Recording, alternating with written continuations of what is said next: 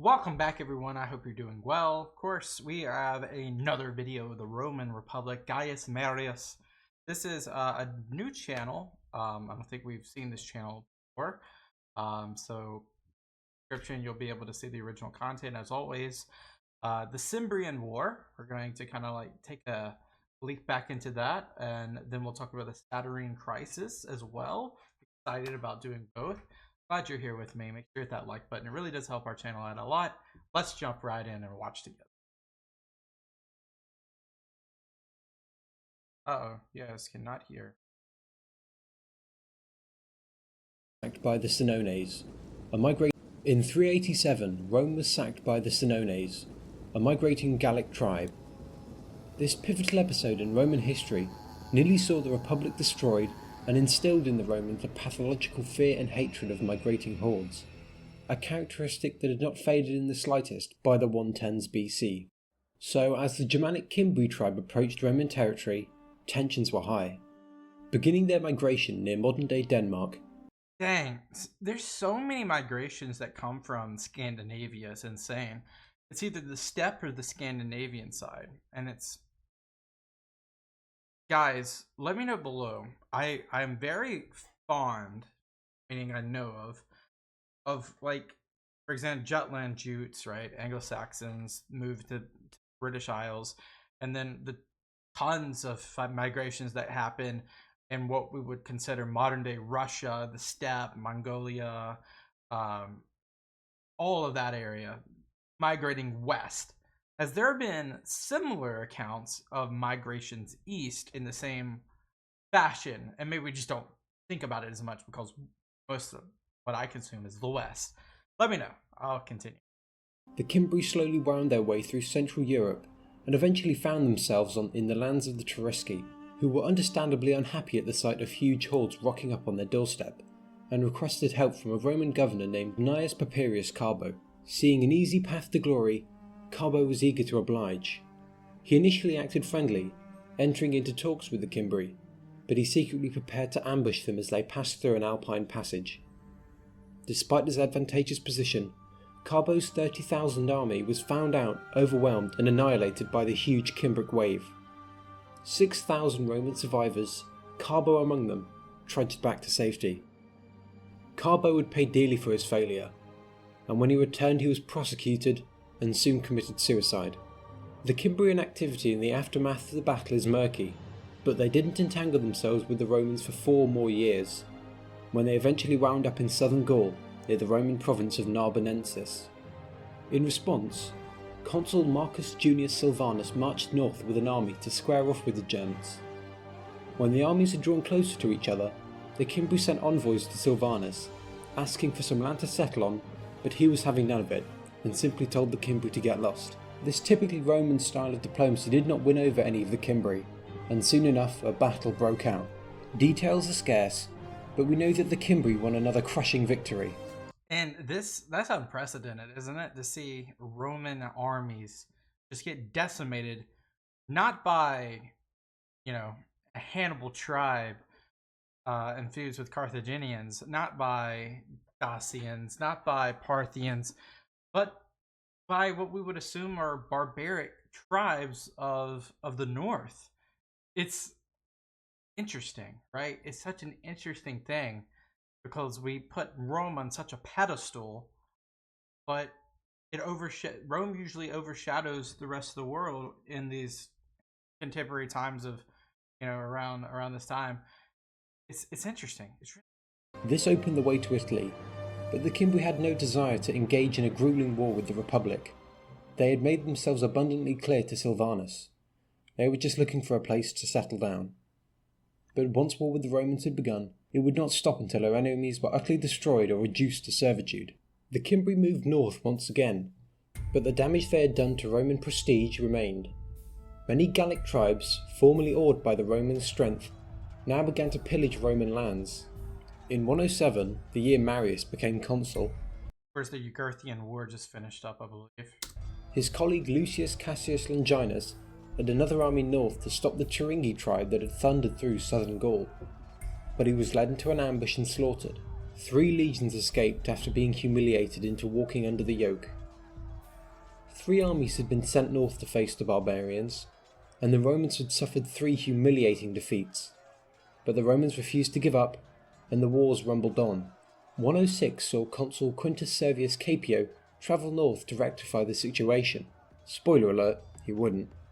He spent 106 not doing much aside from illegally plundering huge amounts of gold, and then, in 105, the Cimbri returned once again. Caepio had his command extended, while another consul was sent north with another army. Between them they had 60 to 80,000 men, split roughly equally between them. Rome was only able to field so many troops due to recently having removed property restrictions for service in the legions. With so many men under their command, the Romans should have been able to win, but almost immediately problems began to surface. And this is, of course, where there's just 2 different ideologies of how to defeat the Cimbri. And I think there's really competitive infighting between Caepio and Malleus. Gaius Marius, the consul who had just marched north, was a novus homo, and so was scorned by Caepio despite being a higher rank than him. So Caepio refused to defer his command to Malleus and claimed to be acting independently. The Roman forces were effectively split in 2. When the Cimbri came into range of the armies, Caepio refused to join their forces together and marched out to a position between the armies in an attempt to win all the glory for himself. But in this act he fatally underestimated the size of the Cimbri, who numbered in the hundreds of thousands, and his army was scattered and crashed into Malleus's lines, who was then in turn destroyed. Both Caepio and Malleus survived, but almost all of the Romans who fought that day had been slaughtered. The worst loss in Roman history, worse than Cannae, really. A disaster comparable in scope only to Cannae. Once again, the Cimbri refused to march on Italy, instead moving west for the time being. But the fear on the streets of Rome could not be stopped. The Romans turned to their last hope, the returning war hero from Numidia, Gaius Marius. The prestige he gained from the war in Numidia had not faded, and in 104, Marius was elected consul in absentia for the second time. Technically, his consulship was illegal, since there was supposed to be a gap of 10 years between holding the office. But the people didn't care, and his election went ahead anyway. And they said the people don't care. What did the Senate think? Because there's gotta be some opposition to that. In January of that year, Marius held a massive triumph to celebrate the defeat of Jugurtha, but with the catastrophic news from Gaul still fresh on his mind, he did not linger in Rome for long. He was faced with the problem of Rome not actually having an army, since most of the northern legions had been destroyed at Arausio, while his Numidian legions had been left behind in a peacekeeping effort. It was while raising his new legions that Marius implemented many of the reforms for which he is known. He reduced the Roman baggage train as much as possible, and decreed that every soldier must now carry all the equipment he needed to set up a camp. Decreeing that every soldier must now carry his own supplies on his back, while changing the Roman equipment in other places. This improved the manoeuvrability of the Roman army considerably. It's insane that it took this long to reform. 104 passed without so much as a skirmish in the north, but the Cimbri were still out there, and Marius was elected for an almost unheard of third consulship in 6 years. It was the first consecutive consulship in over 100 years, but the Roman people did not trust anyone else to guard the north. He spent his time rebuilding alliances with the Gallic tribes in preparation for the time the Cimbri returned. However, the Cimbri had not done much returning for 2 years now, and the state of emergency began to fade. Marius worried that his hold on the consulship might fade with it, so he formed an alliance of necessity with a young firebrand named Saturninus. Saturninus was a firm populare, Maybe this is where the crisis comes from. and tribune of the plebs for 103.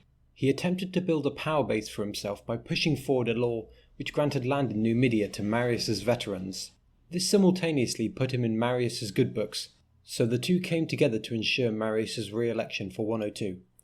In an act of carefully crafted stage play, Marius told the Senate that he would not be standing for the elections in 102, prompting Saturninus to rise to his feet and proclaim Marius a traitor for abandoning the Republic during her time of need. This worked like a charm, and Marius became consul for the 4th time. It was just as well because the Cimbri returned once again, joined this time by the Tigurini and other North Germanic tribes. Marius learned that the Germanic peoples were planning a two-pronged invasion of Italy. Oh, that's new. Like when we say Italy, do we mean like Cisalpine Gaul, or do we mean like deep? The Teutones, Ambrones and Tigurini went west, and the Cimbri themselves went east. The western prong would be faced by Marius, or the eastern division would be slowed by Marius's consular colleague Quintus Lutatius Catulus. As Marius heard of the Germanic army approaching him, he dug into a heavily fortified position on the Rhone. The tribes approached his camp, but when they saw his defensive position and fortifications, they attempted to draw him out with jeers and mockery. The Romans were eager to punish the barbarians, but Marius paid them no heed. The Romans would wait. Eventually, the barbarians got tired of waiting and tried to Are they doing the Fabian strategy? assault the Roman fort, but the strength of the fortifications and the discipline of the Romans meant that the barbarians were easily driven back with many casualties. Eventually, the barbarians got tired of dying and marched towards the town of Aquae Sextiae. Once they had left, Marius ordered the camp to be dismantled and shadowed the Germanic movements, waiting for an opening. He didn't have to wait long. For whatever reason, the Ambrones tribe had encamped separately from the rest of their allies, leaving them more vulnerable. One day, a Roman foraging party stumbled upon some Ambrones bathing in the Rhone. The Ambrones in the river asked for help from the Ambrone camp, and the commotion soon brought some of Marius's auxiliary forces to the scene. Soon, a battle broke out between the auxiliaries and the Ambrones. Marius quickly organised his main force and smashed into the Ambrones, who were unready for a fight, and the Romans ripped through them with terrifying efficiency. Marius had around 37,000 men, while the Ambrones had 30,000, all now dead, with Marius Oh, wow. suffering only minor casualties. Marius was far from done though, as 100,000 other Germanic warriors were still encamped further along the plain.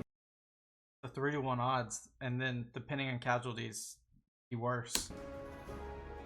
4 days later, Marius brought most of his army atop a hill, while hiding 3,000 other men in a nearby forest. Smart. The Germanic peoples were furious at the slaughter of their brethren, so when they saw the Romans they recklessly charged uphill.